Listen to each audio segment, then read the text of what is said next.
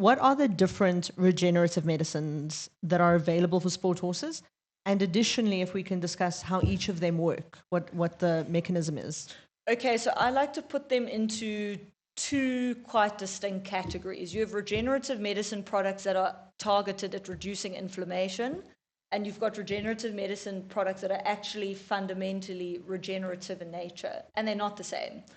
So if you look at sort of your autologous conditioned serum type product, so those are things like IRAP, ProStride, A2M, essentially what those are trying to do, or actually maybe I can go through them one by one. That group of products are essentially, their function is to control and limit inflammation. So those are your autologous products.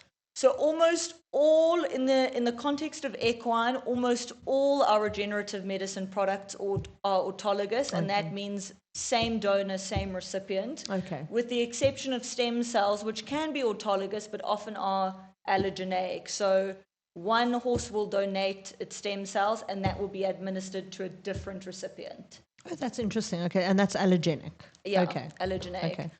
So in terms of something like IRAP, so IRAP stands for interleukin-1 receptor antagonist protein.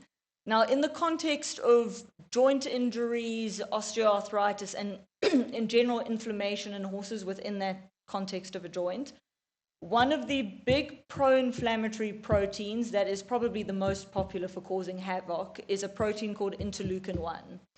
So IRAP is essentially a process where you take blood, you incubate it, you do a whole lot of other things to it, and you create an antagonist to this really detrimental interleukin-1. Like an antidote. Exactly. Okay. And it neutralizes the receptor in order to basically take away that inflammation. So from a mechanism of action, that's essentially how IRAP works. ProStride, we don't really use very much of it in South Africa. It's unfortunately very expensive. That's a really nice hybrid between IRAP and PRP. Okay. So you've got this sort of anti-inflammatory effect of IRAP, but you've actually got a regenerative aspect in the PRP angle in it. And it's the only reason we don't use it because of the cost? The cost, I'm not quite sure if it's registered here. Oh, okay. All right. So that might be a factor as well. Okay. A2M also works similar to IRAP. That's a newer product. And then you've got... What is A2M? It's alpha-2 macroglobulin. Okay. So that's a newer molecule. It's also it doesn't have a regenerative effect, but it's got a very, very good anti-inflammatory effect.